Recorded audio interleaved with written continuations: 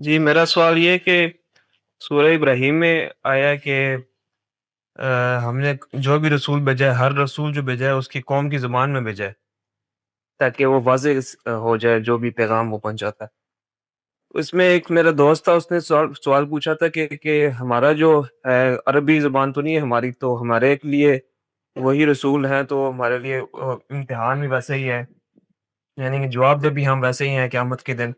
تو یہ ایسے معلوم ہوتا ہے کہ ہمیں اتنی اہمیت نہیں دی گئی کہ قرآن ہماری زبان میں نہیں آیا، تو جبکہ رول پہلے تو یہی تھا۔ تو اس کے بارے میں تھوڑا ایکسپلین کر دیں آپ، کہ آپ کس طرح اس کو دیکھتے ہیں۔ یہ اللہ تعالیٰ اگر یہ فیصلہ کرتے کہ ہر قوم میں ہر وقت ایک رسول رہے تو ایسا ہی ہوتا۔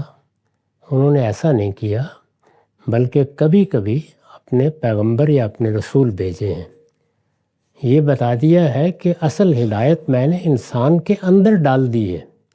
اس ہدایت کو پڑھنے کے لیے کوئی زبان آنا ضروری نہیں ہے، وہ آپ کی کتاب فطرت ہے، اس کو ہر آدمی پڑھ سکتا ہے۔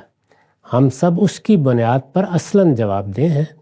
اس کے بعد پیغمبروں کی ہدایت ہے، وہ جتنی ہم تک پہنچی ہے اسی کے لحاظ سے ہم مسئول ہوں گے۔ یہ ذہن میں رکھیے کہ جن لوگوں کے اندر پیغمبر کی بعثت ہو جائے، یعنی وہ اپنی زندگی میں پیغمبر کو آنکھوں سے دیکھ لیں۔ پیغمبر کون ہے؟ وہ جس کا انتخاب کیا گیا ہے کہ ان کے ساتھ اللہ پروردگار عالم براہ راست رابطہ کیے ہوئے ہیں۔ اس پر پھر وہ عذاب آتا ہے جس کا تصور نہیں کیا جا سکتا۔